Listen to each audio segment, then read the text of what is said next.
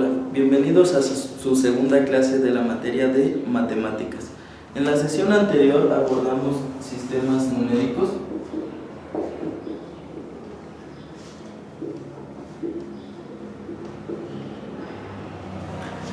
y hablábamos acerca de una clasificación. La primera clasificación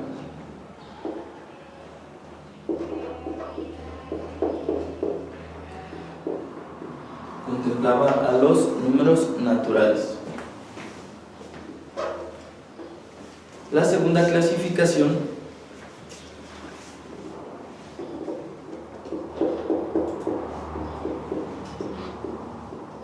contemplaba a los números enteros.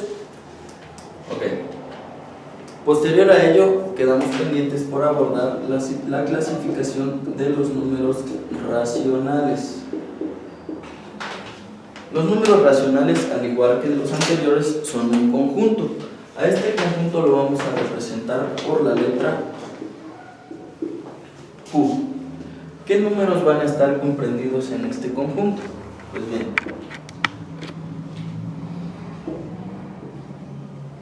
vamos a tomar en cuenta los números negativos infinitos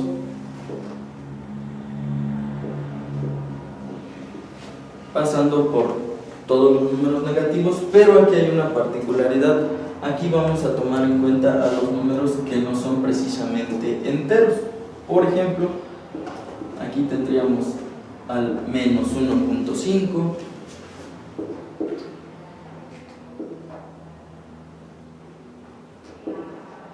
menos 1.3, menos 1.2, llegamos al 1 negativo, 0, 1, 2, 3 y así sucesivamente hasta llegar al infinito. Dicho en otras palabras, en la clasificación de números racionales están contenidos todos los números negativos y positivos en un espacio infinito y tomando en cuenta también aquellos que no son enteros, es decir, que son fracciones de un entero o números decimales. Por lo tanto, podríamos decir que la clasificación de los números racionales es la clasificación que comprende todos los números enteros y con fracciones. Para esta clasificación podemos utilizar los operadores tanto de suma, de resta, multiplicación y división, independientemente del signo, porque tenemos que recordar que tomamos en cuenta los negativos y los positivos en un espacio infinito, es decir, sin límite de consideración para ningún número. Por lo tanto, si queremos utilizar el operador de suma, podemos utilizarlo tanto con números negativos como con números positivos.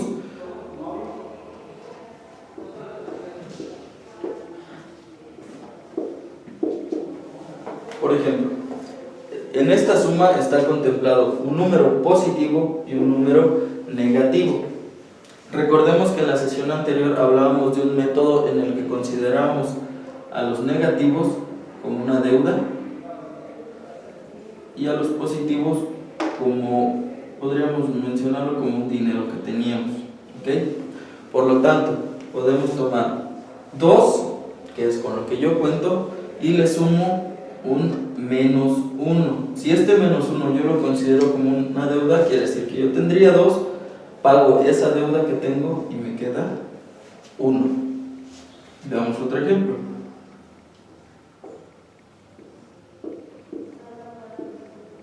Sucede lo mismo. Tengo 6, la suma me dice que le agregue 3, pero son negativos, entonces tendría 6. Pago lo que debo, que son 3, y me quedan 3. Y así sucesivamente. Esto para la suma. Veamos ahora la resta.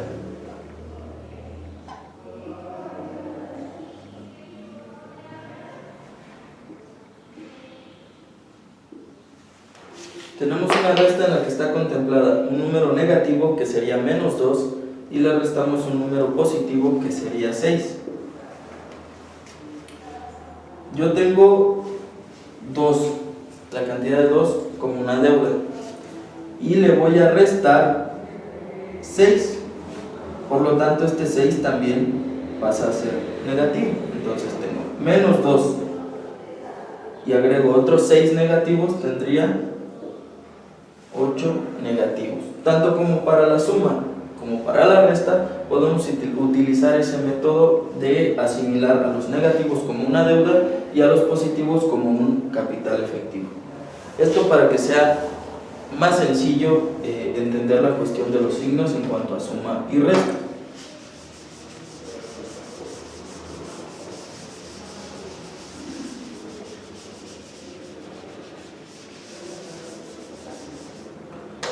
En la sesión anterior también mencionábamos acerca de la ley de los signos, que íbamos a utilizar precisamente para el operador de la multiplicación y el operador de la división. Dicha ley nos decía que los signos iguales nos van a dar un resultado positivo y los signos diferentes nos van a dar un resultado negativo.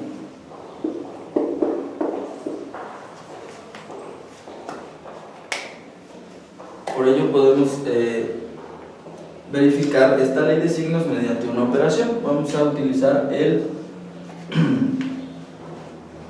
comando de la multiplicación. Ok, supongamos que tengo un número negativo que es 2 y lo voy a multiplicar por un número positivo que es 4 para poder hacer uso de esta ley de signos. Entonces tendríamos 2 por 4 nos da un resultado de 8. Y aplicando la ley de los signos tendríamos menos por más, localizamos menos por más, nos da un resultado negativo. Por lo tanto, menos 2 por 4 es igual a 8. Veamos un ejemplo más.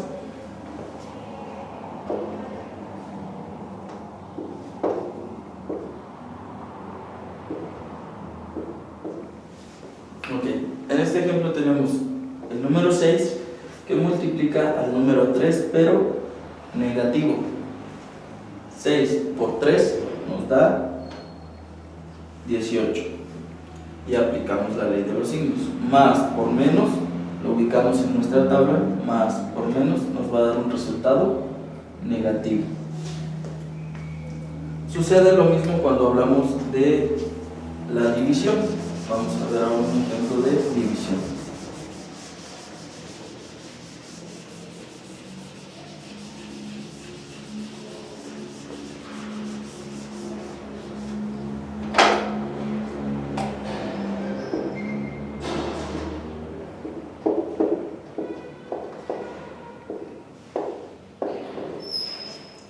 Tenemos un caso de división en el que 24 es positivo y lo vamos a dividir entre 4, pero que es negativo. Vamos a repetir el proceso como en la multiplicación. Realizamos primero la operación. 24 entre 4 nos da como resultado 6 y vamos a aplicar la ley de los signos. Tenemos más entre menos, ubicamos en nuestra tabla, más entre menos y vemos que es un resultado negativo.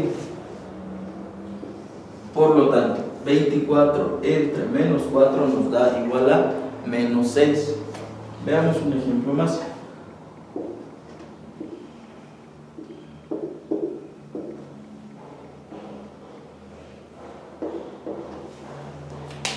Tenemos el 30 como negativo que se divide entre 5 positivo. Si dividimos 30 entre 5 nos da como resultado 6 y vamos a hacer uso de la ley de los signos. Negativo entre positivo nos da negativo. Por lo tanto, 30 negativos entre 5 nos da igual a 6 con signo negativo. Veamos un ejemplo más en el que vamos a dividir dos números de signo igual. En este caso serían dos números con signo negativo. Tenemos 3 entre 1, 3. Y ahora vamos a hacer uso de la ley de los signos nuevamente. Tenemos menos entre menos, nos da como resultado positivo. Por lo tanto, el resultado de hacer una división entre dos números negativos nos va a dar positivo.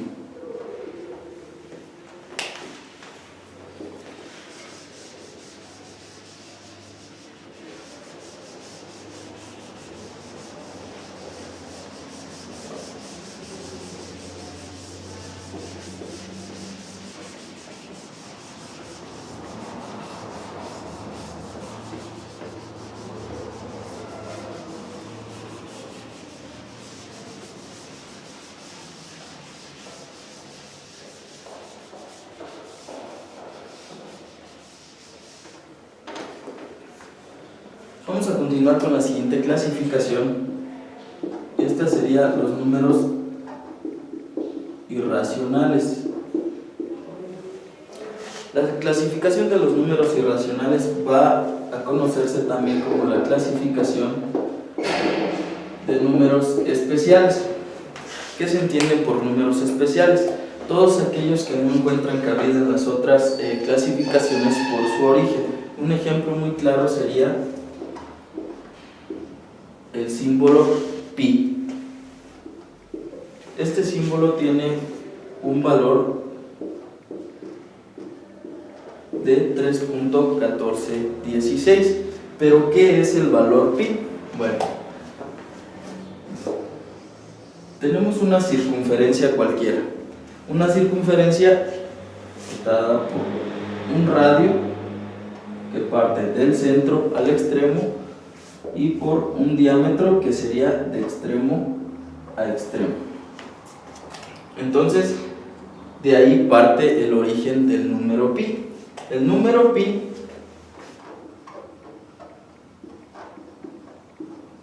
son las veces que una circunferencia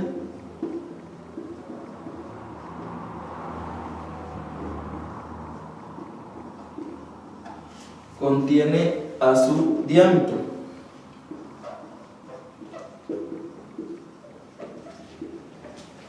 Dicho de otra manera, vamos a suponer que tenemos una circunferencia que tiene un diámetro igual a 3. Entonces, este diámetro de 3 vamos a convertirlo de manera simulada en una pequeña cuerda. Esta cuerda entraría partiendo de un origen 1, 2, 3.1416 veces en la circunferencia total. Por el origen del mismo número, este número llamado pi no entra en ninguna de las clasificaciones anteriores y es por ello que se conoce como un número especial o un número dentro de la clasificación de números irracionales. Veamos otro ejemplo.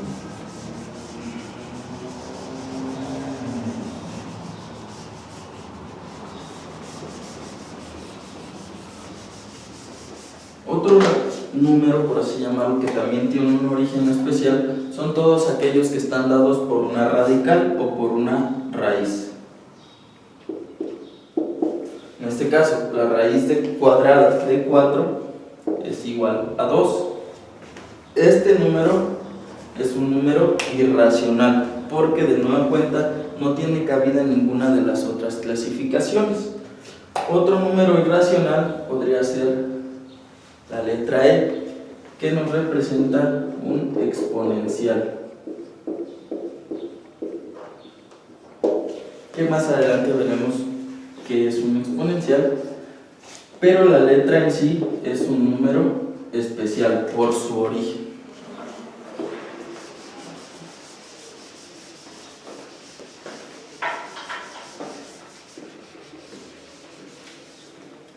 Y es así como entendemos entonces que los números irracionales son números especiales por el origen de los mismos. Posteriormente viene la clasificación de los números reales. Los números reales se dice que es la clasificación más completa. ¿Por qué? Porque contempla tanto a los números racionales más los números irracionales.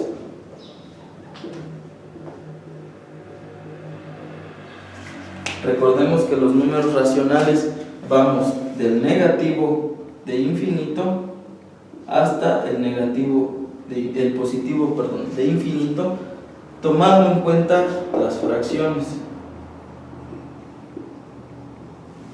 Y en los números irracionales entran todos los números especiales, que por circunstancias de origen no tienen cabida en las otras clasificaciones. Sin embargo, al hablar de números reales estamos hablando tanto de los racionales, que contempla toda la clasificación que ya vimos, más los irracionales, que contemplan los especiales. Por lo tanto, la clasificación de los reales tiene un universo completo, porque está contemplando a las dos clasificaciones que hacen el conjunto de todos los números que ya vimos anteriormente.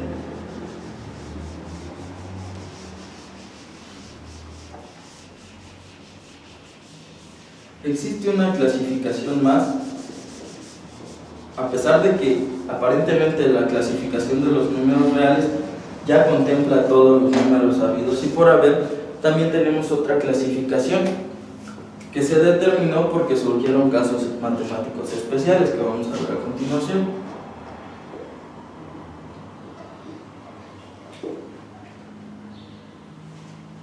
Y estaríamos hablando de los números complejos. Los números complejos van a surgir a partir de una situación como la siguiente. Vimos que en los números irracionales tenemos aquellos que vienen dados por una radical o por una raíz. Sin embargo, hay un caso matemático en específico en el que ya no puede ser un número irracional. Veamos por qué. Supongamos que tenemos la raíz cuadrada de 16, pero negativa. Si buscamos una solución para esto no puede ser. ¿Por qué? La raíz cuadrada de 16 efectivamente sí tiene solución, es 4. 4 por 4 es 16. Recordemos que una raíz cuadrada es un número que multiplicado por sí mismo dé el resultado de la raíz. Entonces, la raíz cuadrada de 16 sería 4 porque al multiplicar 4 por sí mismo, que es 4, nos da un resultado de 16. Hasta ahí todo bien, pero recordemos que tenemos un signo negativo y aquí es donde viene la complejidad de la operación, porque si regresamos un poquito a la ley de los signos, recordemos que menos por menos es igual a más por menos es igual a menos por más es igual a menos y más por más es igual a más. Sin embargo, para que cumpla la condición de ser un cuadrado, tiene que ser el mismo número. Por lo tanto, si fueran negativos, 4 por 4, 16. Menos por menos nos da más. ¿Okay? Si fueran positivos, 4 por 4, 16. Más por más nos da más. Y en ninguno de los dos casos podemos llegar al resultado que sería menos 16. Recordemos que no podemos ponerle negativo a uno y positivo al otro porque dejaría de ser cuadrado. Tienen que ser números exactamente iguales multiplicados por sí mismos para que nos dé el resultado. Entonces, aparentemente esto no tiene solución. Dada esta situación,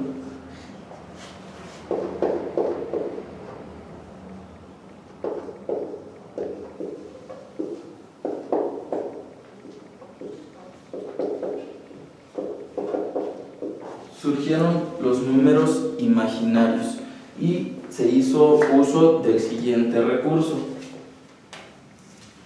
Tenemos que la raíz cuadrada de 16 negativo, dijimos, no tiene una solución como tal, pero hicimos uso del siguiente recurso.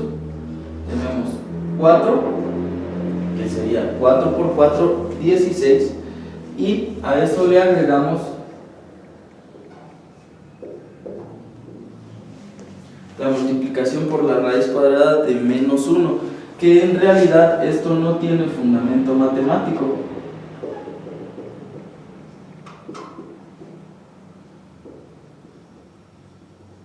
pero que sí nos ayuda a llegar al resultado.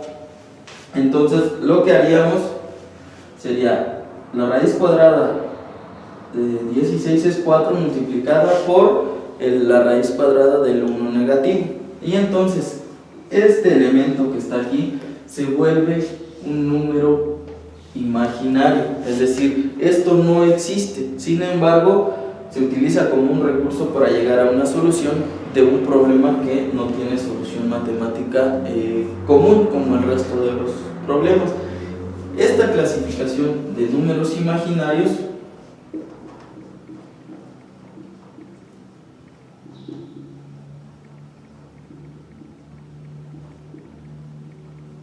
pasa a ser parte de la clasificación de números complejos, que si nos damos cuenta no tiene cabida ni en números racionales ni los irracionales, menos en los reales, que al final de cuentas es un universo que comprende la suma de los racionales más los irracionales. Estos números imaginarios se dieron a raíz de este tipo de problemas matemáticos que no tienen una solución aparentemente coherente. Sin embargo, podemos utilizar este tipo de recursos para poder llegar a una solución, y este tipo de elementos entran entonces en la clasificación de números complejos.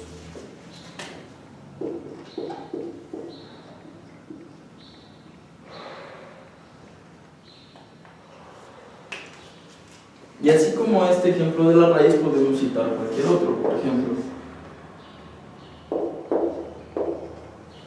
la raíz cuadrada de 25 negativos, en teoría la raíz cuadrada serían 5, pero volvemos a encontrarnos con el mismo problema del número negativo. Es entonces donde volvemos a hacer uso del recurso del número imaginario.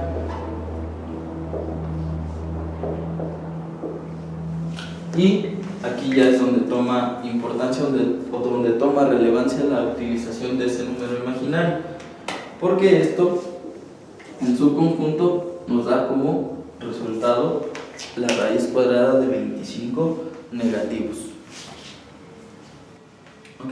Una vez estudiadas todas las clasificaciones del sistema numérico que vimos tanto en la sesión número 1 como en la sesión número 2, vamos a realizar una pequeña actividad.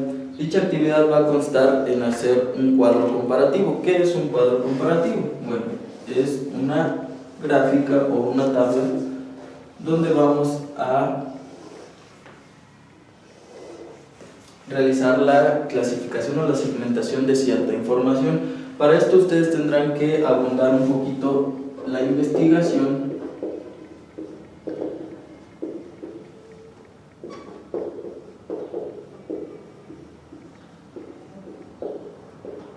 sobre los sistemas numéricos para obtener otro tipo de datos que podamos incluir en la tabla. Por ejemplo, aquí podemos poner el sistema, dígase números reales, enteros y el resto de la clasificación que vimos durante la clase. De este lado podemos poner características de cada sistema, es decir, tomando como ejemplo a los números reales. Los números reales son una suma de los números racionales más los números irracionales. Es como ejemplo de lo que ustedes pueden poner en la columna de características. Y en una tercera columna vamos a agregar similitudes, es decir, para poder hacer precisamente una comparación entre sistema y sistema. Para ello ustedes tendrán que abundar un poquito en la investigación y poder así obtener un poco más de información o de datos para poder incluirlos en la tabla. Dicho lo anterior, aquí terminaría nuestra clase número 2. Cualquier duda o comentario no duden en hacérnosla llegar.